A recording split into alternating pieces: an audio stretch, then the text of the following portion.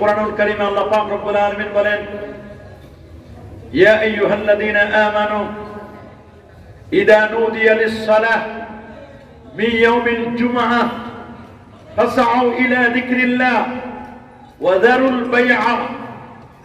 আল্লাহ বলেন, যখন জুমার আযান দেওয়া হবে, ইযা নুদিয়া লিস-সালাহ, নামাজের জন্য যখন নেদা দেওয়া হবে, আহ্বান করা হবে, যখন মুয়াজ্জিন সাহেব ডাকবেন, হাইয়া আলাস সালাহ, হাইয়া আলাস সালাহ, নামাজের দিকে আসো, নামাজের দিকে আসো। দুনিয়ার সমস্ত কর্মকাণ্ড ছেড়ে দিয়ে, দুনিয়ার সমস্ত ঝামেলা থেকে মুক্ত হয়ে খুতবা শোনার জন্য, নামাজের জন্য আসতে হয়। আপনারা জানেন, শুক্রবার ছাড়া বাকি যে দিনগুলোতে জোহরের নামাজের ফরজ নামাজ হচ্ছে 4 রাকাত। বলেন কয় রাকাত? সবাই বলেন 4 রাকাত ফরজ। কিন্তু জুমার দিন আসলে সেই নামাজ হয়ে যায় কয় রাকাত? ফরজ হয়ে যায় কয় রাকাত? প্রশ্ন হতে পারে, আর 2 রাকাত গেল কোথায় 4 রাকাতের মধ্যে? জোহরের নামাজ পড়ি আমরা 4 রাকাত ফরজ, কিন্তু জুমার দিনে আমরা 2 রাকাত ফরজ নামাজ পড়ি, আর 2 রাকাত কোথায় গেল? উলামায়ে কেরাম বলেছেন, আল্লাহ নবী ও হাদিস মুবারাকায় বলে দিয়েছেন, 4 রাকাত জোহরের ফরজ নামাজের 2 রাকাত হলো জুমার দিন ফরজ, আর 2 রাকাত হচ্ছে খুতবা। সুবহানাল্লাহ। এইজন্য খুতবা শোনা এটা ফরজ। সুবহানাল্লাহ বলেন। যদি আমরা বলি ওয়াজিব, হানাফিদের নিকট মনে রাখবেন, খুতবা শুনতে হবে, এটা অব্লিগেটরি। খুতবা শুনতে হবে। 2 রাকাত হলো খুতবায়, আর 2 রাকাত হলো নামাজে। কিন্তু দুঃখজনক হলো সত্য, আমাদের সমাজ ব্যবস্থা এমন হয়ে গেছে, সামাজিক অবক্ষয় এমন ভাবে আমাদেরকে চেপে বসেছে, মানুষের অবস্থা এমন হয়ে গেছে যে জুমার দিন ফজরের নামাজে মুসল্লি পাওয়া যায় না। মুসল্লি আস্তে আস্তে এমন দেরি করে, খতিব সাহেবের যে বক্তব্য শুনবেন, অনেক সময় খতিব সাহেবের বক্তব্য শোনার জন্য মানুষ পাওয়া যায় না। আস্তে আস্তে তিনি যখন খুতবায় দাঁড়ান, ঠিক ওই সময় আসেন, শুধু 2 রাকাত নামাজ পড়ার জন্য আসেন। কথা বলেন।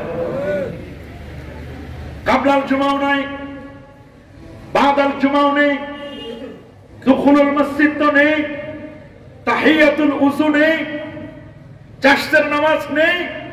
জুমার দিনের সেই নামাজগুলো, নফল নামাজগুলোর প্রতি তাদের গুরুত্ব একেবারেই কম। অথচ জুমার দিনে মনে রাখবেন, নামাজগুলোকে আল্লাহ তাআলা মাল্টিপল করে দেন, সওয়াবগুলো আল্লাহ বৃদ্ধি করে দেন। 1 রাকাতে 1000 রাকাত আল্লাহ বাড়ায় দেন। সুবহানাল্লাহ বলেন। মুসল্লি চিনা যায় ফজরে, বন্ধু চিনা যায় বিপদে। ফজরের দিনে মুসল্লি তিনি রিয়েল মুসল্লি, বিপদের দিনে বন্ধু তিনি রিয়েল বন্ধু। আজকের যুব সমাজ ফজর নাই, জোহর নাই, মাগরিব নাই, এশা নাই। কবি কাজী নজরুল ইসলাম খুব আফসোস করে বলেছেন, ঘুমাইয়া কাজা করেছে ফজর, তখনই জাগনি যখনই জোহর, হেলায় খেলায় কেটেছে আসর, মাগরিবেরই শুনিয়া যান, এশার জামাতে হওরে শামিল, এখনো আছে জামাতে স্থান। ফজরের নামাজের মুসল্লি পাওয়া যায় না। আমি যদি জিজ্ঞেস করি, আজকের এই মসজিদের ফজর নামাজে কয় কাতার হয়েছিল, আমার মনে হয় না 1 কাতার পূরণ হয়েছে কিনা, খুব কম, পাওয়া যায় না। অথচ জুমার দিন 2 তলা 3 তলা 4 তলা পর্যন্ত ভরে যায়, রাস্তাঘাট ক্লোজ হয়ে যায়। 5 ওয়াক্ত নামাজে মুসল্লির বড় অভাব। আমাদের সন্তানদের ব্যাপারে আমরা একেবারে বেভুলা হয়ে গেছি। আমরা যারা গার্ডিয়ান আছি, আমাদের দায়িত্ব, আমার সন্তানটা কি করছে, আমার সন্তান কোথায় যাচ্ছে, আমার সন্তান আজকে ফজর নামাজ পড়লো কিনা। আপনার সন্তান মনে রাখবেন 7 বছর বয়স হলে তাকে নামাজের তাগিদ দিতে হবে। 10 বছর বয়স হলে যদি নামাজ না পড়ে তাকে পিটিয়ে হলেও নামাজ পড়াতে হবে। আল্লাহু আকবার বলেন। যদি রাষ্ট্র ক্ষমতায় কোন ব্যক্তি রাষ্ট্রের চেয়ারে যদি বসেন, আমার আল্লাহ বলেন আল্লাযীনা ইম্মাক্কানাহুম ফিল আরদ, আমি যাদেরকে রাষ্ট্রীয় ক্ষমতায় বসিয়েছি, শোনো তোমরা, তাদের এজেন্ডা হলো 4টা। কয়টা এজেন্ডা? তাদের কর্মসূচি হচ্ছে 4টি। 1 নম্বর হচ্ছে আকামুস সালাহ, তারা নামাজ কায়েম করবে। নামাজ কায়েম মানে কি? নামাজ জামাতের সাথে নামাজ আদায় করা, নামাজের খুশু খুদুর সাথে নামাজ পড়া, নামাজের আরকান এবং আহকাম গুলো যথারীতিভাবে আদায় করে নামাজ পড়া, সমাজের প্রত্যেকটি মানুষের নামাজের দিকে তাকিদ দেওয়া। আপনি একজন বাবা হিসাবে, আপনি একজন বড় ভাই হিসাবে, আপনি একজন আলেম হিসাবে, একজন আলেমের দায়িত্ব, খতিবের দায়িত্ব শুধু খুতবা দিয়ে মাসে বেতন নিয়ে যাবে তা নয়। একজন খতিবের দায়িত্ব রয়েছে, ইমামের দায়িত্ব রয়েছে, উনি শুধু 5 ওয়াক্ত নামাজ পড়াবেন, দ্যাটস এনাফ, এটা নয়। বরং একজন ইমাম এবং খতিবের এগুলো দায়িত্বের পাশাপাশি সামাজিক কতগুলো দায়িত্ব বোধ তার রয়েছে। কথা বলেন। মা বাবা শুধুমাত্র ইনকাম করবেন বাবা, আর মা শুধুমাত্র রান্না বান্না করে খাওয়াবেন, এই দায়িত্বই শেষ নয়। বরং আমার রাসূল সাল্লাল্লাহু আলাইহি ওয়াসাল্লাম 1000 বছর আগে বলে দিয়েছেন, কুল্লুকুম রাইন ওয়া কুল্লুকুম মাসউলুন আন রাইয়াতিহি, প্রত্যেকে তার দায়িত্ব সম্পর্কে আল্লাহর কাছে জবাবদিহি করতে হবে। আপনি সন্তানের ব্যাপারে কি করেছেন? আপনার সন্তানটা শুক্রবার দিন কোথায় যায়? সে কি পার্কে যায়, নাকি কোনো রিসোর্টে যায়, কোনো হোটেলে যায় কিনা, সে কোনো ডেটিং করতে যায় কিনা, এই দায়িত্বটি কিন্তু আপনার। আপনি এজ এ ফাদার, একজন বাবা হিসাবে, এজ এ টিচার, একজন শিক্ষক হিসাবে, এজ এ লিডার, একজন ইমাম হিসাবে, একজন দায়িত্বশীল ব্যক্তি হিসাবে আমাদের দায়িত্ব আছে না নাই? যারা বলেন আমাদের দায়িত্ব আছে কিনা? আমাদের কিন্তু দায়িত্ব আছে। সেই দায়িত্ব বোধ থেকে আজকে আমাদের সন্তানরা ফজর নামাজ পড়বে না, এটা আমাদের দায়িত্ব তাদের ফজর পড়ানো। জুমার নামাজে কেন আসবে না? জুমার নামাজে যদি না আসে তাদেরকে নিয়ে আসার ব্যবস্থা করা। সন্তান কোথায় যায়? সে মদের আড্ডাখানা যায় কিনা, সে কোনো কাঠ খেলে কিনা, লুডু খেলে কিনা? আপনার সন্তানটা গেম খেলে খেলে চোখগুলো নষ্ট করে দিয়েছে। এই যে আপনার সন্তান নষ্ট হয়ে যাচ্ছে, আপনি কি মনে করছেন আপনার সন্তান নষ্ট হয়ে গেছে আপনি খুব ভালো আছেন, আপনি সুখে থাকতে পারেন, কিন্তু আপনার হৃদয়ে কোনো শান্তি নাই? শান্তি যদি পেতে চান, পুরো ফ্যামিলিকে আপনি ইসলামাইজ করে দেন। ইসলামের একটা পরিবার কিভাবে চলতে পারে, কোরআন এবং সুন্নাহ এই অনুযায়ী তিনি চলবেন, নবীর আদর্শ মোতাবেক চলবেন, এটাই কিন্তু দায়িত্ব একজন গার্ডিয়ানের, একজন পরিবারের। আজকে আমাদের সন্তানদেরকে শুধু এই নয় যে আমি গার্ডিয়ান হিসেবে 15 বছর, 20 বছর, 22 বছর বড় করে দিলাম, খাওয়াই দাওয়ায় বড় করলাম, বড় করার পরে তাকে বিদেশে পাঠিয়ে দিব, এটাই শুধু আমাদের দায়িত্ব নয়। আর তিনি বিদেশে গিয়ে, প্রবাসে গিয়ে আমার জন্য টাকা পাঠাবেন, আর এই টাকা আমি ভেঙে ভেঙে খাবো, বিল্ডিং করব, আমি এই টাকা নিয়ে মজা মারবো। কিন্তু যারা প্রবাসী জীবন যাপন করছেন তাদের যে কত কষ্ট, তাদেরকে যদি আপনি কিছু ট্রেনিং দিয়ে পাঠিয়ে দিতে পারতেন, কমপক্ষে যে দেশে যাচ্ছেন সে দেশের ভাষাটা যদি শিখাই দিতে পারতেন, সে দেশটা দেশে কিভাবে চলবে ফিরবে, বাংলাদেশ থেকে যখন যাবে বাংলাদেশের আদর্শ, তার সিস্টেমগুলো, এদেশের যে নিয়ম কানুন পদ্ধতি, এগুলো যেমন শিখবে, ওই দেশের নিয়ম কানুন পদ্ধতিগুলো যদি শিখে, কমপক্ষে নামাজ, রোজা, ইসলামের যে ফান্ডামেন্টাল মৌলিক বিষয় রয়েছে, এগুলো অনেক সময় আমরা ভুলে যাই, এগুলোর প্রতি আমাদের খেয়াল থাকে না। এই জন্য এই তো কয়েকদিন আগের ভাইরাল ঘটনা, রিসোর্টে গিয়েছে যুবকরা, স্কুলের কলেজের ছাত্ররা ছাত্রীকে নিয়ে, যুবক যুবতী রিসোর্টে গিয়ে তারা সিট বুকিং দিয়ে সেখানে তারা অবস্থান করছে, এলাকায় বন্দোবস্ত করে দিয়েছে। অথচ দায়িত্ব ছিল আপনার সন্তান কোথায় যাচ্ছে, সে কি মদের আড্ডাখানা যাচ্ছে কিনা, আপনার কি দায়িত্ব নয়? এই সন্তান তো আপনার আমানত, আল্লাহ তাআলা আপনাকে সন্তান দিয়েছেন, এই সন্তানটা খোঁজ খবর নেওয়া, এটা কিন্তু আপনার দায়িত্ব রয়েছে। কিন্তু আমরা দায়িত্ব বোধ থেকে কিন্তু সেটা আমরা করছি না। মনে রাখবেন, আল্লাহর দরবারে কিন্তু আমাদেরকে জবাবদিহি করতে হবে। দুনিয়াতে পার পেয়ে যেতে পারি, আল্লাহর কাছে কি আমরা কেউ পার পাবো? কি বলেন, আল্লাহর কাছে আমরা পার পাবো? ইয়াউমা ইয়াকুমুন নাস ইলা রাব্বিল আলামিন, লিরাব্বিল আলামিন, রবের সামনে আমাদেরকে কিন্তু দাঁড়াতে হবে। আজকে আমরা রবের সামনে দাঁড়াবো, লা তাযুলু কাদামা ইবনে আদম হাত্তা ইউসআলা আন খামস, পাঁচটা প্রশ্নের উত্তর না দেওয়া পর্যন্ত কিয়ামতের ময়দানে এক চুল পরিমাণ, এক বিঘত আপনি সামনে আগাতে পারবেন না। পাঁচটা প্রশ্নের উত্তর কিন্তু দিতে হবে। তার মধ্যে আন শাবাবিকা, আপনার যৌবন কাল সম্পর্কে কিন্তু আল্লাহ তাআলা জিজ্ঞেস করবেন। যৌবন কালটা কোন কাজে আমি ব্যয় করেছি? আমার রাসূল বলেছেন নিমাতান মাগবুনুন ফীহিমা কাসীরুম মিনান নাস, আল্লাহ নবী বলে দিয়েছেন দুটো নিয়ামতে মানুষ ধোঁকাগ্রস্ত হয়। যার একটি হলো আসিহা, সুস্থতা, আর একটি হলো আল ফারাগ, অবসর সময়।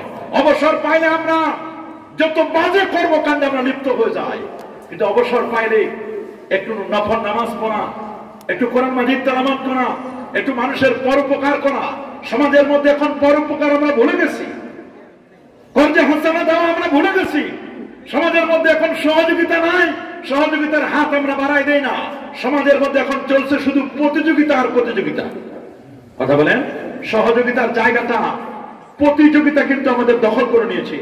এই জন্য আপনাদেরকে আমি এতটুকু স্মরণ করে দিচ্ছি, আপনার সন্তান কোথায় যাচ্ছে, আপনার ছেলে মেয়ে কোথায় যাচ্ছে, আপনাদেরকে কিন্তু কিয়ামতের ময়দানে কিন্তু আপনারা জিজ্ঞাসিত হবেন। আপনি যদি দায়িত্ব পালন না করেন, এই দায়িত্ব সম্পর্কে আল্লাহর দরবারে কিন্তু আপনি জিজ্ঞাসিত হবেন। আল্লাহর কাছে কিন্তু জবাবদিহি আমাদের করতেই হবে। এই ব্যাপারে কিন্তু আমাদের কারো কোনো ছাড় নেই। সমাজ এখন মদ জুয়ায় ভরে গেছে, মদ জুয়ায় ভরে গেছে, বেপরদাগিরি বেহায়াপনায় ভরে গেছে, অশ্লীলতা, জেনা, বেবিচার এগুলো ভরে গেছে। আপনার সন্তানটা লেখাপড়া করছে, তার হাতে একটা অ্যান্ড্রয়েড সেট আপনি কিনে দিচ্ছেন।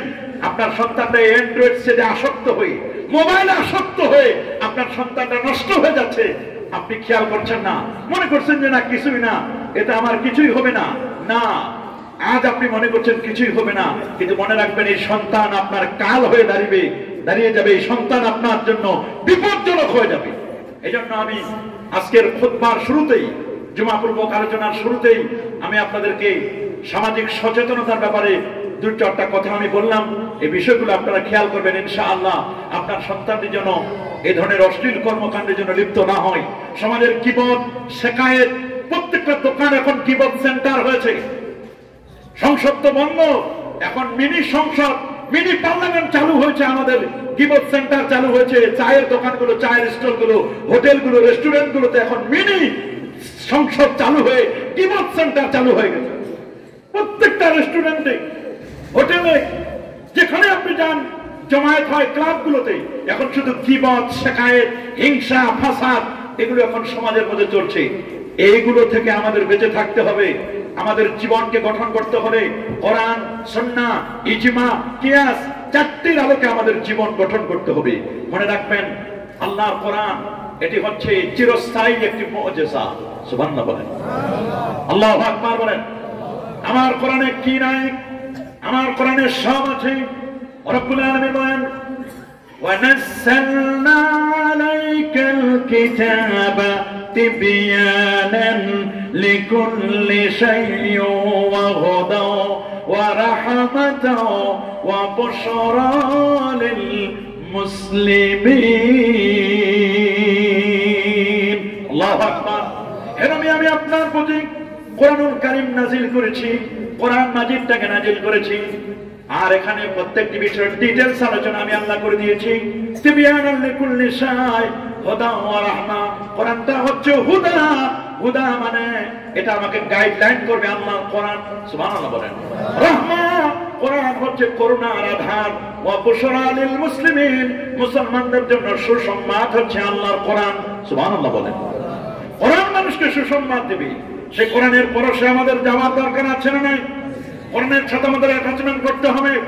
আল্লাহ রাব্বুল আলামিন তার প্যারা হাবিব, প্যারা দোস্তকে, নবীজি মুস্তাফা সাল্লাল্লাহু আলাইহি ওয়াসাল্লামকে রব্বুল আলামিন একটি নয়, দুটি নয়, প্রায় 3000-এর মতো মুজিজা দান করেছিলেন।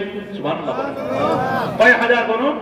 প্রায় 3000-এর মতো মুজিজা আল্লাহ দান করেছিলেন। এই 3000 মুজিজার মধ্যে সবচেয়ে আলোড়ন সৃষ্টিকারী, বিজ্ঞানীদের চোখগুলো খুলে দিয়েছেন। বিজ্ঞানীদের যত উদ্ভাবনের যতগুলো দ্বার ছিল সবগুলো মোচন করে দিয়েছেন। তার মধ্যে একটি মুজিজা, যেটি গোটা পৃথিবীর মানুষের বিজ্ঞানীদের চোখে নাড়া দিয়ে দেখিয়ে দিয়েছেন, চোখে আঙ্গুল দিয়ে দেখে দিয়েছেন, সেটা হচ্ছে মেরাজুন নবী সাল্লাল্লাহু আলাইহি ওয়াসাল্লাম, আমার নবীর মেরাজ। বলেন আল্লাহু আকবার। যারা বলেন নবীর মেরাজ এটি সত্য না মিথ্যা? হাত তুলে দেখান, নবীর মেরাজ সত্য না মিথ্যা? নারে তাকবীর, নারে রিসালাত। পবিত্র মেরাজুন নবী ঐতিহ্যবাহী বৃহত্তর ফতেপুর হযরত হায়দার শাহ হাফিজি মাদ্রাসার মাহফিল। নারে তাকবীর। কোরআন সুন্নাত যেখানে আমরা আছি সেখানে, ওলি আল্লাহ যেখানে আমরা আছি সেখানে। নারে তাকবীর, নারে রিসালাত। 3000 মুজিজার মধ্যে শ্রেষ্ঠতম আলোড়ন সৃষ্টিকারী যতগুলো মুজিজা আছে তার মধ্যে হচ্ছে নবীজির মেরাজ। বলেন নবীজির। আল্লামা আব্দুল ওয়াহাব আশ-শারানি তিনি বলেছেন, আল্লাহ নবীকে আল্লাহ তাআলা এক নয় দু নয় 34টি মুজিজা, 34 বার আল্লাহ নবীকে আল্লাহ তাআলা মেরাজ দান করেছিলেন। 34 বার। সুবহানাল্লাহ। যার একবার ছিল সশরীরে এবং জাগ্রত অবস্থায়, আর 33 বার ছিল স্বপ্নিক স্বপ্নযোগে। একবার ছিল সশরীরে এবং জাগ্রত অবস্থায়, আর 33 বার ছিল স্বপ্নিক। এটা রূহানি মেরাজ। সুবহানাল্লাহ বলেন। রূহানি মেরাজ। মুমিনের মেরাজ হচ্ছে তার নামাজ। বলেন না মুমিনের মেরাজ কি? সবাই বলেন মুমিনের মেরাজ কি? আনতা আবুদাল্লাহ কান্নাকা তারা ফাইন লাম তাকুন তারা ফাইন্নাহু ইয়ারাকা। তুমি এমন ভাবে নামাজ পড়বে কেমন যেন তুমি আল্লাহকে দেখতে পাচ্ছ। যদি তুমি আল্লাহকে দেখতে না পাও, রব্বে কারীম আপনাকে আমাকে দেখছেন, এই ধ্যান এবং খেয়াল নিয়ে আপনাকে নামাজ আদায় করতে হবে। আল্লাহু আকবার। এটা মুমিনের মেরাজ। মেরাজ আল্লাহ নবীকে কেন দান করলেন? প্রশ্ন আসে কিনা? কেন দান করলেন? কবে হলো নবীর মেরাজ? নবীর মেরাজটা হয়েছে এই রজবের চাঁদের 26 তারিখ দিবাগত রাত্রে, আগামী সোমবার যেটা আসতেছে মেরাজ। এটা আল্লাহ তাআলা রজবের চাঁদের 26 তারিখ দিবাগত রাত্রে নবীকে দান করেছিলেন। নবীর মেরাজ হয়েছিল সোমবার। কি বার? আরেবার ভাগ্যক্রমে পড়েছেও তার সোমবার। সুবহানাল্লাহ বলেন। কি বার করেছে? সোমবার। নবীর মেরাজ হয়েছিল সোমবার। নবীর বয়স যখন 51তম বছর, 50 হিজরতের আগে নবীর মেরাজ সংগঠিত হয়েছিল। কেন মেরাজটা দিলেন? মেরাজ দেওয়ার পিছনে অনেকগুলো কারণ আছে। প্রথম একটি অন্যতম কারণ হচ্ছে আমরা যে সাক্ষী দিয়েছি, আশহাদু আল্লা ইলাহা ইল্লাল্লাহ, আমি সাক্ষ্য দিচ্ছি যে আল্লাহ ছাড়া কোনো মাবুদ নেই। এই আমরা সাক্ষ্য দিই না আল্লাহর ব্যাপারে?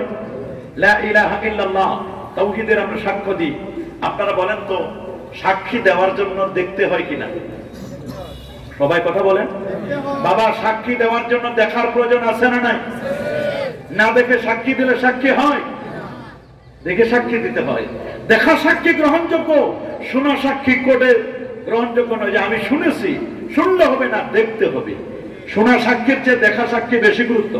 বলেন না শোনা সাক্ষীর চেয়ে দেখা সাক্ষীর গুরুত্ব বেশি। 1,24,000 নবী এবং রাসূলদের মধ্যে সব নবী এবং রাসূল তো সাক্ষী দিয়েছে লা ইলাহা ইল্লাল্লাহ, আল্লাহ ছাড়া কোনো মাবুদ নেই, সাক্ষ্যটা দিয়েছে। কিন্তু 1,23,999 জন নবী যে চলে গেছিলেন আগে, একজনও তারা আল্লাহকে দেখে সাক্ষী দেয় নাই। এই যে সাক্ষীটা, এটা তো অপূর্ণাঙ্গ থেকে গেল। এই সাক্ষীটাকে পরিপূর্ণ করলেন আমার নবীজি মেরাজের মাধ্যমে। আল্লাহু আকবার বলেন। নবীজি মেরাজ রজনীতে আমার আল্লাহকে দেখে সাক্ষী দিয়েছেন। সুবহানাল্লাহ বলেন।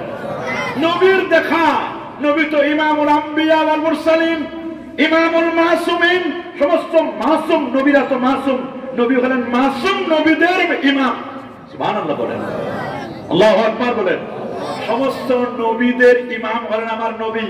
ইমাম সাহেবের দেখা মানে মুক্তাদির দেখা, ইমামের কেরাত পড়া মানে মুক্তাদির কেরাত পড়া। আমার নবী আল্লাহকে দেখেছেন। সুবহানাল্লাহ। আমার রাসূল বলেন রাআইতু রাব্বি আযজা ওয়া জাল্লা ফি আহসানি সূরা, আমি আমার আল্লাহকে উত্তম ভাবে দেখেছি। আমার আল্লাহকে নবীজি দেখেছেন। কেমন দেখেছেন? উত্তম ভাবে। উত্তমটা কেমন এটা আমরা কেউ জানি না।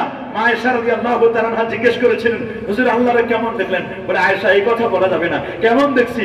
আল্লাহকে যেমন দেখা ঠিক তেমনই দেখেছি। আল্লাহু আকবার বলেন। কোন কাইফিয়াত, কোন সিস্টেম, কোন পদ্ধতিতে দেখেছি এটা বলবার কোন সুযোগ নেই। আল্লাহু আকবার বলেন। দেখেছেন সত্য, এ নিয়ে কোনো সন্দেহ নাই। আমার নবী কি আল্লাহকে দেখেন নাই? আমার নবী আল্লাহকে দেখেন নাই? এই বিশ্বাস আপনাদের আছে না নাই? হাত তুলে দেখান তো। আমার নবী আল্লাহকে দেখেছেন কিনা?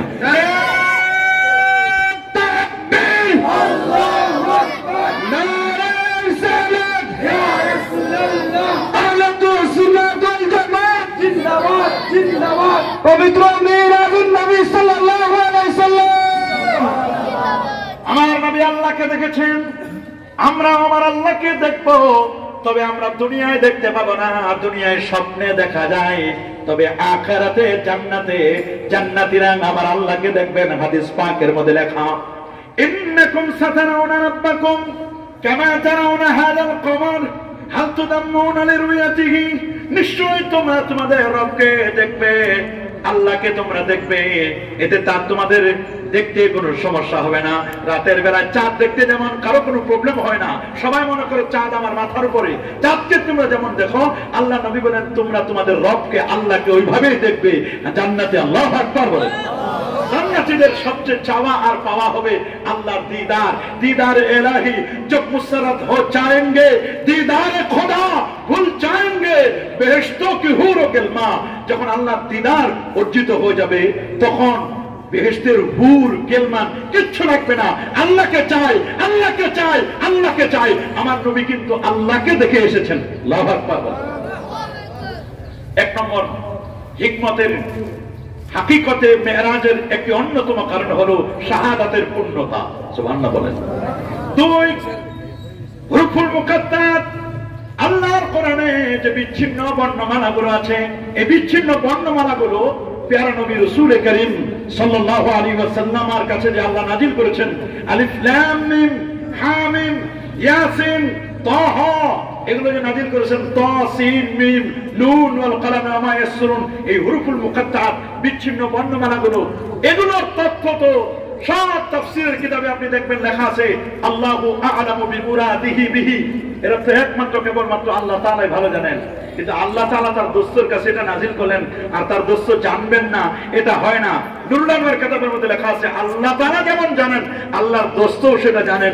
উলামায়ে কেরাম বলেছেন, মুফাসসিরিনে কেরাম বলেছেন, আল্লাহর নবী মেরাজে গিয়ে এই হুরুফুল মুকাদ্দাত বিচ্ছিন্ন বর্ণমালার তথ্যগুলো তিনি জেনে এসেছেন। আল্লাহু আকবার।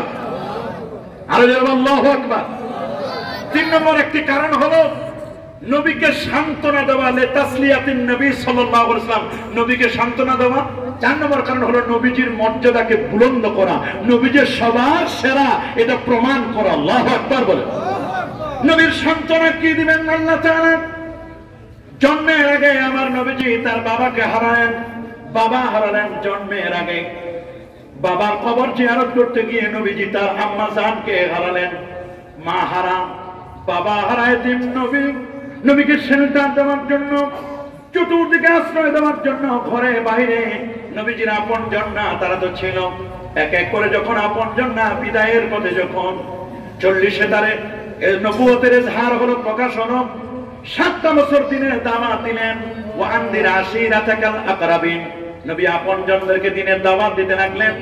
আবু লাহাবের মতো ব্যক্তি, নবীর চাচা হওয়া সত্ত্বেও আবু লাহাব আমার নবীকে ইয়া মুহাম্মদের জায়গায় ইয়া মুসাম্মাম, হে নিন্দিত মুহাম্মদ, মুহাম্মদ মানে প্রশংসিত। আবু লাহাব মুহাম্মদ বলে না, বলে মুজাম্মাম। নবীজির ব্যাপারে বলে তাব্বাল্লাকা ইয়া মুহাম্মদ, মুহাম্মদ তোমার 2 হাত ধ্বংস হোক, নাউযুবিল্লাহ। আর এদিকে তার স্ত্রী উম্মে জামিলা, উম্মে জামিলা বিশ্ব সুন্দরী তার স্ত্রী, আবু লাহাবের স্ত্রী, সে নবীকে মারার জন্য হাতের মধ্যে ঝাড়ু নিয়ে নবীকে খুঁজতে লাগছে। নাউযুবিল্লাহ, নবীকে কিভাবে অত্যাচার করতেছে। নবীর সামনে, উম্মে জামিলার সামনে আমার নবীজি আছেন, কিন্তু উম্মে জামিলা নবীকে দেখে না, দুনিয়ার সবাইকে দেখে, আল্লাহর হাবিবকে দেখতে পায় না। আল্লাহু আকবার বলেন। এত কষ্ট, আপনজনদের থেকে এত কষ্ট পেলেন নবীজি। এক পর্যায়ে মক্কার কাফিররা নবীর উপর অত্যাচারের মাত্রা বাড়ায় দিল। অত্যাচারের স্টিম রোলার নবীর উপর করতে লাগলো। অত্যাচার করতে করতে করতে করতে করতে নবীজিকে শিয়াবে আবি তালেবের 3টা বছর নবীকে কষ্ট দিল। 3 বছর নবীকে জেলখানার মতো আটক করে রাখলো। নবীর খানা পিনা বন্ধ করে দিল। আল্লাহর হাবিবের সাথে লেনদেন উঠা বসা সাহাবায়ে কেরামদের সাথে সব ক্লোজ করে দিল, বন্ধ করে দিল। এক পর্যায়ে নবীজি একাকী হয়ে যাওয়ার মতো অবস্থা। কিছু সাহাবী নিয়ে শিয়াবে আবি তালেবে আল্লাহর নবী কঠিন জীবন যাপন করছে। অবর্ণনীয়, বর্ণনা করার মতো নয়, এত কষ্ট নবীজি করেছেন। সারাদিনে একবেলাও খেতে পারতেন না। 3 দিন পরে একবেলা খাবার কখনো জুটতো কখনো জুটতো না। মাঝে মধ্যে গাছের পাতা পর্যন্ত নবীজি খেয়েছিলেন। আল্লাহু আকবার। সাহাবায়ে কেরাম বললেন, রাতের বেলা আমাদেরকে যে কি দেওয়া হতো, আমরা কি খেতাম আমরা নিজেরাও বুঝতে পারতাম না। আমরা কি খেয়েছি আমাদের নিজেদের মধ্যে কোনো ফিলিংস ছিল না। কি খেয়েছি আমরা তা জানতাম না। 3টা বছর শিয়াবে আবি তালেবে বন্দী থাকার পরে নবীর ব্যাপারে তারা যে আইন করেছিল, আইনের যে কাগজপত্রগুলো ছিল কাবা শরীফের ভিতরে তারা রেখে দিয়েছিল। আইনের কাগজপত্রগুলো বের করে দেখলো একটা আইনও লেখা নাই। সব আইন আর আইন নাই, গায়ন হয়ে গেছে। একটা আইনও নাই। আল্লাহু আকবার। সব উই পোকা খেয়ে শেষ করে দিয়েছে। একটা আইন সেখানে আর নাই। নবীর আপনজন যারা ছিল তখন তারা বললো, কেন তাকে শিয়াবে আবি তালেবে বন্দী করে রাখা হবে, তাকে এখান থেকে মুক্ত করে দাও। আল্লাহ নবীকে মুক্ত করে দেওয়া হলো। নবীজি একটু হাফ ছাড়লেন, দীর্ঘ নিঃশ্বাস নিলেন।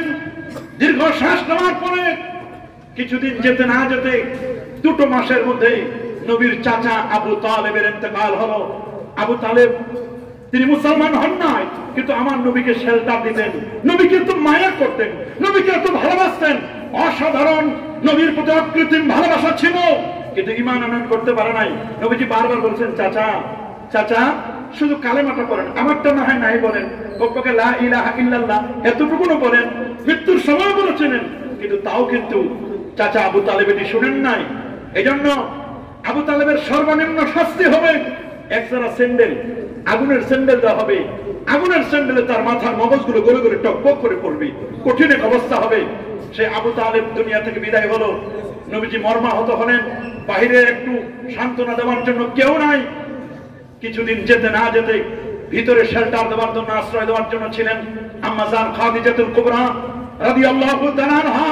সে মা খাদিজা তিনি বিদায় হলেন। ঘরের ভিতরে যিনি সান্ত্বনা দিবেন সুখে দুঃখে আপদে বিপদে, খাদিজা রাদিয়াল্লাহু তাআলা আনহাকে আমার নবীজি হারিয়ে ফেললেন। বাবা হারা, মা হারা, এতিম নবী, দাদা হারা, দাদি হারা, চাচা আবু তালেবকে হারালেন। ঘরের ভিতরে যিনি সান্ত্বনা দিবেন খাদিজাতুল কুবরা রাদিয়াল্লাহু তাআলা আনহা, তাকেও নবীজি হারালেন। এক পর্যায়ে আপনজন হারানোর যে ব্যথা, শোক সহ্য করতে না পেরে নবীজি একবার মনে করলেন, মক্কার মানুষগুলো আমার উপর অত্যাচারের মাত্রা বাড়ায় দিচ্ছে, আমি একটু তায়েফের দিকে যাব। মক্কাতুল মুকাররমা থেকে 103 কিলোমিটার দূরে তায়েফ। সুবহানাল্লাহ। তিরমানা আমি যখন হালিমাতুস সাদিয়ার কাছে ছিলাম, ছোট্ট ছোট্ট সোনামণিরা, তাদের সাথে আমি একসাথে খেলাধুলা করেছি। তারা তো আমার সহপাঠী ছিল, তারা তো আমার সহযোদ্ধা ছিল, মানে আমার সাথে একসাথে আমরা চলাফেরা করছি বাল্যকালে। যখন নবীজি তায়েফে ছিলেন হালিমাতুস সাদিয়ার ঘরে, ঠিক ওই মুহূর্তে তিনি চিন্তা করলেন, আমার এই বাল্য বন্ধুদের কাছে একটু যাই, তায়েফে তারা অবস্থান করছেন। সুবহানাল্লাহ বলেন। নবীজি তায়েফে রওনা হলেন 19 দিনের প্যাকেজ নিয়ে। হযরত যায়েদ রাদিয়াল্লাহু তাআলা ওকে সঙ্গে করে নিয়ে 19 দিনের প্যাকেজ নিয়ে তিনি রওনা হলেন। নবীজি ভারাক্রান্ত হৃদয় নিয়ে, বাবা হারা, মা হারা, এতিম নবী, চাচা হারা, স্ত্রী খাদিজাতুল কুবরাকে হারিয়ে কাফেরদের অত্যাচার, শিয়াবে আবি তালেবের অত্যাচারে নবীজির হৃদয়টি খান খান হয়ে গেছে।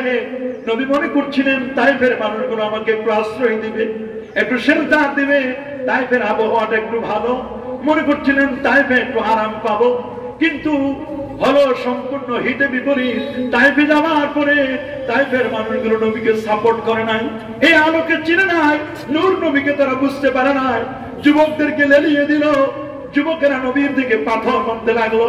নবীকে মিউজিশিয়ান, নবীকে জাদুকর, নবীকে বিভিন্ন ভাবে তারা বিভিন্ন তহমত দিয়ে, মিথ্যা অপবাদ দিয়ে দিয়ে বিভিন্ন রকমের বাজে বাজে মন্তব্য করে নবীর ব্যাপারে বাজে বাজে কথা বলে আল্লাহ নবী পাক সাল্লাল্লাহু আলাইহি ওয়াসাল্লামের গায়ের মধ্যে তারা পাথর মারতে লাগলো। নবীজির দেহ মোবারকে রক্ত ফিনকি দিয়ে বের হলো। থেকে রক্ত বের হয়ে জুতো মোবারকের সাথে লেগে গেল। এক পর্যায়ে আল্লাহ নবী নিরুপায় হয়ে কি করবেন, নবীজি একটা আঙ্গুরের বাগানে প্রবেশ করলেন। আঙ্গুরের বাগানে নির্মা অঞ্চলের, তিউনিসিয়া অঞ্চলের একজন ব্যক্তি ছিলেন। তিউনিসিয়া অঞ্চলের, তার নাম ছিল আব্দাস। কি নাম? আব্দাস নামক একজন ব্যক্তি। তিনি দেখলেন যে এত সুন্দর চেহারার মানুষটির সাথে খারাপ বিহেভ করা হচ্ছে। আব্দাসকে কাছে ডাকলেন। আল্লাহু আকবার বলেন। আব্দাস কাছে এসে নবীজিকে ভালো করে বুঝলেন, দেখলেন। নবীজিকে ডেকে এনে নবীজির কদম মোবারক ধুয়ে দিলেন, নবীর চেহারাটা মুছে দিলেন, নবীর রক্তগুলো মুছে দিলেন। প্যারা নবী রাসূল করিম সাল্লাল্লাহু আলাইহি ওয়াসাল্লামকে টসটসে পাকা আঙ্গুর খেতে দিলেন, খেজুর খেতে দিলেন, পানি খেতে দিলেন। নবীজি এগুলো খেলেন। খাওয়ার পরে আব্দাস নবীজির কদম মোবারক ধরে চুমু খেলেন। সুবহানাল্লাহ বলেন। পাঁচ হয়ে সালাম করলেন। নবী যখন খাবার শুরু করলেন, খাওয়ার ক্ষেত্রে নবীজি বিসমিল্লাহ বলে খেলেন। কি বলে? যখন বিসমিল্লাহ বলে খেলেন আল্লাহ নবী, তখন এই বিসমিল্লাহ বলে খাওয়ার সময় আব্দাস বুঝতে পারলো যে বিসমিল্লাহ আসলো আবার কথা থেকে, নিশ্চয়ই উনি কোন ভালো মানুষ হবেন। বিসমিল্লাহ আসলো কথা থেকে। ওই বিসমিল্লাহ তো আমি শুনেছি শুধু ইউনূস নবীর মুখ থেকে। বলে আপনি বিসমিল্লাহ পেলেন কোথায়? বলে কেন? আমি এই বিসমিল্লাহ শুনেছি কেবলমাত্র ইউনূস নবীর কাছে। বলে নবীজি তখন বলেন, ইউনূস তো আমার ভাই, উনিও নবী আমিও নবী। ইউনূস নবী হতো না যদি আমি নবী না হতাম। আল্লাহু আকবার। তখন জিজ্ঞেস করলেন আব্দাস যে আপনার নাম কি? বলে তুমি আমার নাম জিজ্ঞেস করছো, তুমি আমাকে চিনতে পারো নাই? বলে না, আমার নবী কখনো নিজে নিজে নিজের পরিচয় খুব কম দিতেন। নবী সবসময় বলতেন, আল্লাহ তুমি আমার চোখে তুমি আমাকে ছোট করো, মানুষের চোখে আমাকে তুমি বড় করে দেখো। আল্লাহু আকবার বলেন। নবীজি বলেন, আমার নাম আকাশে আহমদ, জমিনে আমার নাম মুহাম্মদ সাল্লাল্লাহু আলাইহি ওয়াসাল্লাম। নবীর নাম আকাশে আহমদ, জমিনে নবীর নাম মুহাম্মদ সাল্লাল্লাহু আলাইহি ওয়াসাল্লাম। তিনি এবার চেনা করে অবাক হয়ে গেলেন, আপনি আমার এখানে? নবীকে এক্সিটের রাস্তা বের করে দিলেন যে এই তাইফের মানুষগুলো আপনাকে পেলে নিঃশেষ করে দিবে, এরা আপনার প্রতি অত্যাচারের মাত্রা আরো বাড়ায় দিচ্ছে। আপনি এই পাশ দিয়ে আপনি মক্কার দিকে রওনা করে চলে যান।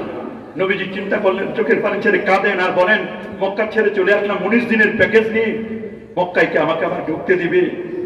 আমার শেল্টার দেওয়ার মতো তো কেউ নেই। আবু তালেব নেই, খাদিজা যে কারোর সাথে কথা বলবেন কেউ নেই, দাদা নেই, দাদি নেই, মা নেই, বাবা নেই। কে আমার জন্য একটু মক্কায় একটু আশ্রয় দিবে? যে নবীর জন্মস্থান মক্কায়। এক পর্যায়ে আল্লাহ তাআলা মক্কার একজন কাফেরের হৃদয়টাকে গলায় দিলেন। মুতিম নামক ব্যক্তি, সে বলল, মুহাম্মদ তিনি যদি আসতে চান তাহলে তাকে আসতে বলো, আমি তার নিরাপত্তা দিব, আমন সেফটি এন্ড সিকিউরিটি আমি দিব। সুবহানাল্লাহ বলেন। মুতিম নামক ব্যক্তি তার দুই সন্তানকে বলল, যাও তোমরা দুজনে, মুহাম্মদের নিরাপত্তা যা লাগে তাও দিবা, সে তার গায়ে যেন কেউ আঘাত করতে না পারে। সত্যি নবী যখন তায়েফ থেকে মক্কার দিকে আসছিলেন, ব্যথাতুর হৃদয় নিয়ে নবী যখন আসছিলেন, প্রতিমধ্যে নবী নামাজে দাঁড়ায় গেলেন, নফল নামাজ পড়লেন, পবিত্র কোরআন মাজিদ থেকে তেলাওয়াত করলেন। তেলাওয়াত করতে গিয়ে নবীর তেলাওয়াতটা এত এক্সিলেন্ট ছিল, এত চমকপ্রদ ছিল, নবীর তেলাওয়াত শুনে আশপাশে যে জিনগুলো ছিল পাহাড়ের মধ্যে, ওরা বলল, ইন্না সামি'না কুরআনান আজাবা, আমরা এক আজব কোরআন তেলাওয়াত শুনলাম, এই তেলাওয়াত আমাদের হৃদয়গুলো বিগলিত হয়েছে। তেলাওয়াত শোনার পরে তখন তারা বলল, আমরা আপনার কাছে কালেমা পড়তে চাই। আমার নবীর হাতে 40 জন জিন নবীর তেলাওয়াত শুনে, নবীর নামাজ দেখে তারা কালেমা পড়ে মুসলমান হলো। এতটুকু ছিল সুখের সংবাদ। আল্লাহ নবীর কাছে যখন কালেমা পড়ে তারা মুসলমান হলো, নবী তখন একটু খুশি মনে কিছু দূর নবী যেতে যেতে একটু মনটা ফ্রেশ হলো যে না, আমি এত কষ্ট করছি, এত কষ্টের মধ্যে আল্লাহ তাআলা আমাকে, এই জিনেরা আমাকে বুঝতে পেরেছে। মানুষ বুঝে নাই, তাই ফের মানুষগুলো আমাকে চিনে নাই, কিন্তু জিনেরা তো আমাকে চিনলো। সুবহানাল্লাহ বলেন। জিনেরা আমাকে চিনেছে, এই জিন জাতি নবীকে চিনলো। নবীর হাতে, নবীর কাছে কালেমা পড়ে মুসলমান হলো। মুসলমান হওয়ার পরে এদিকে জিবরিল আমিন আসলেন। জিবরিল তো তিনি ওয়ালাহু সিত্তুমিয়াতি জানা, যার 600 নূরের পাখা। জিবরিল আমিন এসে বলেন, ইয়া রাসূলুল্লাহ, ইয়া হাবিবাল্লাহ, আপনি যদি চান এই তায়েফের মানুষগুলোকে মাছ যেমন ভাজে উল্টায় দেয়, আপনি চাইলে এদেরকে শাস্তি ওই রকম উল্টাই দিব, আমি পাহাড় দিয়ে এদেরকে চাপা দিব।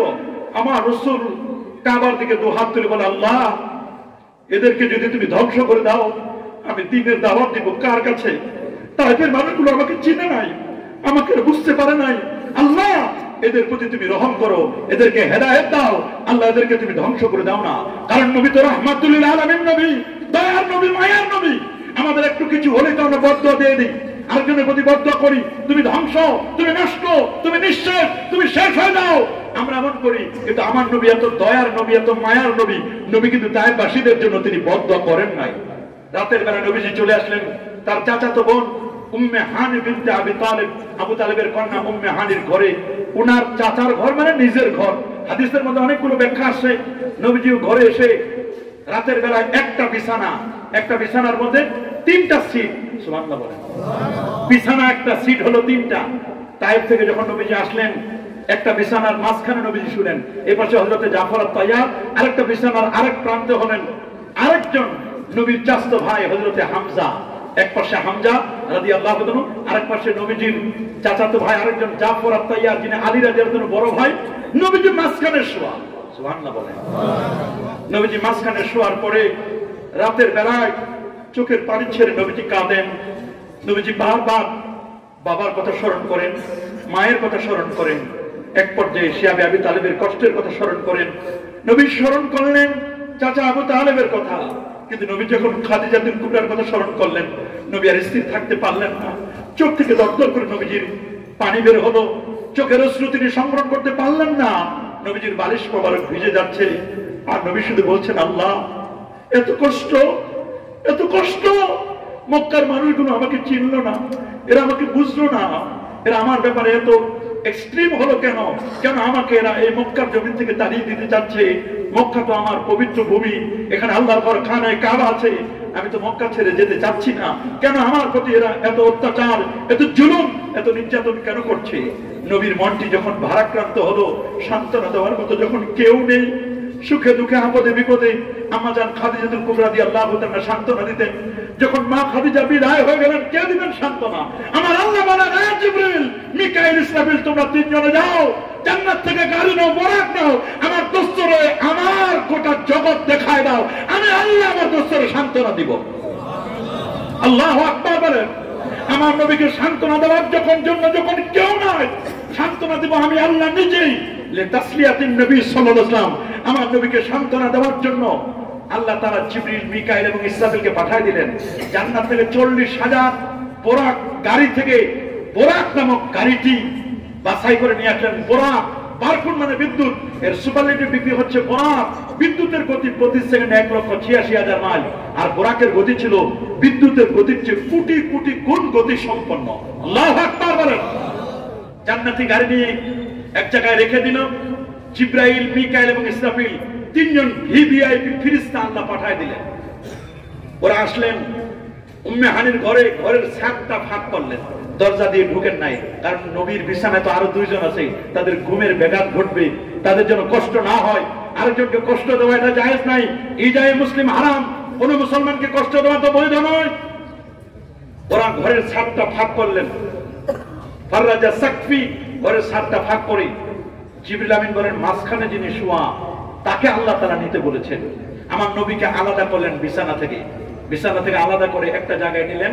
নেয়ার পরে ওই মুহূর্তে রাসূল আকরাম সাল্লাল্লাহু আলাইহি সাল্লামকে তারা ঘুম ভাঙালেন। নবী ছিলেন বাইনান নাওমে ওয়াল ইয়াকসা, আধা ঘুম আধা জাগ্রত। ঘুম ভাঙানোর পরে নবীকে নিমন্ত্রণ পত্র দেখানো হলো। নবীকে বলা হলো, আপনি আল্লাহর আরশের মেহমান। সুবহানাল্লাহ, আল্লাহ আপনাকে দাওয়াত করেছেন, আপনি আরশে আজিমের মেহমান। নবীজি বলেন, আমি রেডি আছি, তবে আপনারা 3 জনে মিলে যে আলোচনা করছেন, আমাকে জাগাবেন, কে কি করবেন সব কিন্তু আমি শুনে ফেলেছি। বলে, আপনি কেমনে শুনলেন? আপনি তো ঘুমের মধ্যে ছিলেন। নবীজি বলেন, তানামু আইনাইয়া, আমার চোখ ঘুমায় রে, আমার কলবটা কখনো ঘুমায় না। কলবি আকসান, আমার কলবটা তো সদা জাগ্রত। সুবহানাল্লাহ। নবী বলেছেন, আমার চোখ ঘুমায়, ওরে আমার কলবটা কখনো ঘুমায় না। কলবি আকসান, আমার কলবটা সদা জাগ্রত। আমি নবীর সামনে যেমন দেখি রে, আমি নবী পিছনে তেমন দেখতে পাই। আমি নবী ডানে যেমন দেখি রে, আমি নবী বামে তেমন দেখতে পাই। আল্লাহু আকবার বলেন। নবীকে ঘুম থেকে জাগানোর পরে, নিমন্ত্রণ পত্র দেখানোর পরে নবী বলেন, আমি তো আল্লাহর আরশে আজিমে যাব। বলে, হ্যাঁ, আরশে আজিমে যাবেন আপনি। নবীজি সাল্লাল্লাহু আলাইহি সাল্লামকে ওই মুহূর্তে আল্লাহর হাবিবকে নিমন্ত্রণ পত্র দেখানোর পরে নবীকে সবকিছু বলা হলো যে আপনার কিন্তু ওপেন হার্ট সার্জারি হবে, আপনি আরশে আজিমে যাবেন, যাওয়ার আগে আপনার ওপেন হার্ট সার্জারি হবে। আল্লাহ নবীকে তখন ঠিক ওই মুহূর্তে জমজম কূপের কূপটা যেখানে এবং মাকাম ইব্রাহিম যেখানে, মাকাম ইব্রাহিম এবং জমজম কূপ এই দুটোর মাঝখানে নবীজিকে আনা হলো। দুই জায়গায় মাঝখানে যখন আনা হলো, নবীজিকে বলা হলো আপনার ওপেন হার্ট সার্জারি হবে, আপনার শক্তি সাহস পরীক্ষা হবে, আপনি সবকিছু ঠিক আছে কিনা। এটা জাস্ট একটা শুধু ফর্মালিটি। আসলে তো নিবেন আল্লাহ। নিবেন কে? আরো যারা বলেন কে নিবেন? নিবেন আমার আল্লাহ। পৃথিবীর বিজ্ঞানীরা বলেছেন 147টা বাধা, আমার আল্লাহ বলেন কোনো বাধাই নাই, আমি কিসের বাধা? বিজ্ঞানের বক্তব্য আমরা মানি না। কি বলেন? বিজ্ঞানের বক্তব্য আমরা মানি। বিজ্ঞান বলছে 147টা বাধা। কি কি বাধা? ওরা বলেন সূর্যের সাথে যদি নবীজি পাশ দিয়ে আসেন, নবী ঝলসে যাবেন। 9,30,00,000 মাইল দূরে সূর্য, 15 কোটি কিলোমিটার দূরে। ওই সূর্যটা তাপে আমরা থাকতে পারি না চৈত্র মাসে, ফাল্গুন মাসে। সেখানে নবীজি সূর্যের পাশ দিয়ে যাবেন, এটা ইম্পসিবল, এটা অসম্ভব, এটা হতে পারে না। কুররায় নারিয়া, এখানে আগুনের অনেক গোলক আছে, সেখানে ব্ল্যাক হোল আছে। যে ব্ল্যাক হোল লা উকসিমু বিমা কেউ নজুম, সমস্ত তারকা রাশিগুলো, যত নোভা সুপারনোভা প্রক্সিমা সেন্টার, সব তারকাগুলো ব্ল্যাক হোলের মধ্যে ঢুকে গেলে এক চিমটি বালুর মতো বের হয়ে আসে। নবীজি এগুলো ক্রস করবেন কেমনে? এটা অসম্ভব। এই জন্য বিজ্ঞান বলে এটা সম্ভব না। ওই উপরে যাওয়া যায় না, উপরে আসা যায় না। বিজ্ঞান বলছে উপর থেকে কেউ এসেছেন প্রমাণ নাই, উপরে কেউ গেছেন কোনো প্রমাণ নাই। আমার কোরআন বলছে উপরে যাওয়াও যায়, উপর থেকে আসাও যায়, কোরআনে তার প্রমাণ আছে। আল্লাহু আকবার। আমরা বিজ্ঞানের কথা বিশ্বাস করি না, কারণ আমাদের দেশের বিজ্ঞানীর তো অবস্থা জানেন, গুগল চোর বিজ্ঞানী। কি চোর বিজ্ঞানী? দেখেন না, জাফর ইকবাল সাহেব তো গুগল থেকে চুরি করছে। কথা বলেন না, যে বিজ্ঞানী গুগল থেকে চুরি করে বিজ্ঞানের বই লেখে, ফরমালিন খাওয়া বিজ্ঞানী, এই বিজ্ঞানীর কথা আমরা কেন বিশ্বাস করব? তবে হ্যাঁ, আমার মেরাজ, আমার নবীর মেরাজের বিষয়টি, এটি বিজ্ঞান স্বীকার করো আর নাই করো, নবীর মেরাজ সশরীরে জাগ্রত অবস্থায়, এটা সত্য। নবীর ইসরা, এটা কোরআন দ্বারা প্রমাণিত। সুবহানাল্লাযী আসরা বিআবদিহি, এটাকে অস্বীকার করলে ঈমান থাকবে না। আর মেরাজ, এটা হাদিসে মাশহুর দ্বারা প্রমাণিত। এটাকে কেউ যদি অস্বীকার করে, তাহলে লোকটি এখনো মুবতাদিয়ান, সে বেদাতি হবে, পথভ্রষ্ট হবে। ওরা বলে আকাশে যায় কেমনে, আকাশ থেকে আসে কেমনে? আমার কোরআন বলছে আকাশে যাওয়াও যায়, আকাশ থেকে আসাও যায়। সুবহানাল্লাহ বলেন, আল্লাহু আকবার বলেন। আপনারা বলেন আকাশে যাওয়া যায় না, আকাশ থেকে আসা যায় না। বিজ্ঞান বলছে কেমনে যায়, আকাশ থেকে কেমনে আসে, এটা তো আমাদের বুঝে আসে না। এরকম প্রমাণ আছে নাকি? তোমাদের কেমনে বুঝে আসবে? এক সময় বিজ্ঞান বলতো পৃথিবী ঘুরে, পরে বলে না সূর্য ঘুরে, আবার বলছে পৃথিবীও ঘুরে সূর্য ঘুরে, পরবর্তীতে বলছে পৃথিবীও ঘুরে সূর্য ঘুরে আমরাও ঘুরি, সবাই মিলে জিলে করি। আর আমার কোরআন 1000 বছর আগে বলে দিয়েছেন, লাশামসু ইয়ামবাগি লাহা আও তুদরিকাল কমর ওয়ালাল লাইলু সাবিকুন নাহার ওয়া কুল্লুন ফি ফালাকি ইয়াসবাহুন। সূর্য পারে না চন্দ্রকে নাগাল ধরতে, চন্দ্র পারে না সূর্যকে নাগাল ধরতে, প্রত্যেকে তার নিজস্ব কক্ষপথে ভ্রমণ করছেন। আল্লাহু আকবার। আরো জোরে বলেন আল্লাহু আকবার। আমার কোরআন বলে দিয়েছেন উপর থেকে আসা যায়, এবং আমার কোরআন বলছে উপরে যাওয়া যায়। বলে উপর থেকে আসা যায়, তার প্রমাণ কি? বলে উপর থেকে আসা যায়, তার প্রমাণ হলো আদম এবং হাওয়া আলাইহিস সালাম, আমার মা এবং বাবা, তারা জান্নাতে ছিলেন। বলেন কোথায়? সবাই বলেন কোথায় ছিলেন? জান্নাতে ছিলেন। বলে জান্নাতে ছিলেন? হ্যাঁ, জান্নাতে ছিলেন। আল্লাহ বলেন ইয়া আদম উসকুন আনতা ওয়া যাওজুকাল জান্নাহ ওয়া কুলা মিনহা রাগাদা হাইসু শি'তুমা ওয়া লা তাকরাবা হাদিহি আশ-শাজারা ফাতাকুনা মিনাজ জালিমিন। জান্নাতে ছিলেন। প্রশ্ন হতে পারে জান্নাতটা কোথায়? নেন পৃথিবী। পৃথিবী 51,05,00,000 বর্গ কিলোমিটার বিশাল পৃথিবী। পৃথিবী থেকে 15 কোটি কিলোমিটার দূরে সূর্য 13 লক্ষ গুণ বড়। সুবহানাল্লাহ বলেন। 9,30,00,000 মাইল দূরে সূর্যটা। সূর্য থেকে 33 কোটি গুণ বড় একটা তারকা, তার নাম বেটেলজিয়াস তারকা। তার থেকে 45 কোটি গুণ বড় তারকা YX স্কুটি নামক তারকা। তার চেয়ে আরো কোটি কোটি গুণ বড় হলো গ্যালাক্সি মিল্কি। 10 লক্ষ গ্যালাক্সির সন্ধান পেয়েছে পৃথিবীর বিজ্ঞানীরা। আল্লাহু আকবার বলেন। এখন তো বাংলাদেশের ফ্ল্যাট বুকিং শেষ, পৃথিবীর জমিনে ফ্ল্যাট বুকিং শেষ, এখন মঙ্গল গ্রহে ফ্ল্যাট বুকিং চলতেছে। মঙ্গল গ্রহে তারা কচু গাছ লাগাইছে, ওলকপি লাগিয়েছে। মঙ্গল গ্রহে তারা বিভিন্ন ধরনের চারা গাছ রোপণ করতেছে। মঙ্গল গ্রহে তারা বিভিন্ন, প্রথমে ইঁদুর নিয়ে গেছে। কি নিয়ে গেছে? ইঁদুর নিয়ে গেছে, কুকুর নিয়ে গেছে। যদি কুকুর বাঁচতে পারে, ইঁদুর যদি বাঁচতে পারে, পানির স্রোত ধরা দেখা গেছে, মঙ্গল গ্রহে যদি এগুলো বাঁচতে পারে, তাহলে একদিন না একদিন মানুষও মঙ্গল গ্রহে জায়গা পাবে। এই জন্য পৃথিবীর ফ্ল্যাট বুকিং শেষ করে দিয়ে মঙ্গল গ্রহে এখন ফ্ল্যাট বুকিং চলতেছে। কোন জায়গায়? মঙ্গল গ্রহে। ওরা বলে উপরে যাওয়া যায় না, আমার আল্লাহ বলে উপরে যাওয়া যায়, উপর থেকে আসা যায়। আদম এবং হাওয়া তারা কিন্তু উপর থেকে এসেছিলেন। গ্যালাক্সি মিল্কিওয়ের পরে 7 আকাশ, একটা আসমান থেকে আরেকটা আসমান যেতে 1000 বছর সময় লাগে। 7 আকাশের পরে সিদরাতুল মুনতাহা, সিদরাতুল মুনতাহার পাশে হলো জান্নাতুল মাওয়া। এটা আল্লাহ কোরআন বলেন। অথচ বিজ্ঞানীরা বলে আকাশ হলো একটা, বাকিগুলো ধোঁয়া। আল্লাহ বলেন আকাশ একটা না, আকাশ হলো 7টা। বলেন আকাশ কয়টা? 7টা। আল্লাহ বলেন তাবারাকাল্লাযী বিয়াদিহিল মুলক ওয়া হুয়া আলা কুল্লি শাইইন কাদির আল্লাযী খালাকাল মাউতা ওয়াল হায়াতা লিয়াবলুয়াকুম আইয়ুকুম আহসানু আমালা ওয়া হুয়াল আজিজুল গফুর আল্লাযী খালাকাস সাবআ মানে 7 সামাওয়াতিন তিবাকা। আল্লাহ বলেন 7টা আকাশকে আমি আল্লাহ স্তর বাই স্তর সাজায় রেখে দিয়েছি। সুবহানাল্লাহ। আকাশ হলো 7টা, বেগাইরে আমাদের তারাও না। আমি আল্লাহ যে 7টা আকাশ বানালাম, একটা খুঁটিও আমার লাগে নাই। লেগেছে নাকি? আল্লাহ আকাশ বানাইছেন, একটা খুঁটি দিয়েছেন নাকি? কি সুন্দর করে আকাশটাকে সাজাই দিলেন। দেখতে কি চমকপ্রদ আকাশ, কি সুন্দর নীলিমাময় আকাশ। পাখিগুলো আকাশে উড়ে। আওয়ালাম ইয়ারাউ ইলা তাইরি ফাওকাহুম সাফাতি ওয়া ইয়াকবিদনা মা ইয়ামসিকুহুন্না ইল্লার রহমান। পাখিগুলো আকাশে দানা মেলে মেলে উড়ে। কে তাদেরকে ধরে রেখেছেন? তাদেরকে যিনি ধরে রেখেছেন তিনি হচ্ছেন আমার আল্লাহ। বলেন তিনি কে? আরো জোরে বলেন তিনি কে? আমার আল্লাহ সেই পাখিগুলোকে ধরে রেখেছেন আকাশের মধ্যে। মুআজ্জাজ হাজিরিন, খুব ভালো করে শুনবেন। আদম এবং হাওয়া তারা জান্নাতে ছিলেন। সিদরাতুল মুনতাহার পাশে জান্নাতুল মাওয়া। জান্নাত থেকে আদম এবং হাওয়া জমিনে নেমেছেন, একজনকে শ্রীলঙ্কা আরেকজনকে জেদ্দায়। তাহলে বোঝা গেল জমিনে আসা যায় উপর থেকে। জান্নাত থেকে তো আর হাত পা বেঁধে তাকে পাঠায় দেয় নাই। হাত পা ভেঙে কি পাঠিয়ে দিয়েছিল? না না না। বিজ্ঞানীরা মনে করবে যে উপর থেকে ফেলে দিয়েছে। না রে বাবা, এক আসমান থেকে আরেক আসমানে যাওয়ার দরজা রয়েছে। জর্দা ইজা দাখাল রমাদান ফুতিহাত আবওয়াবুস সামা। রমজান মাস যখন আসে তখন আসমানের দরজাগুলো খুলে দেওয়া হয়। এই হাদিস দ্বারা বোঝা যায় আসমানের দরজা আছে। সুবহানাল্লাহ বলেন।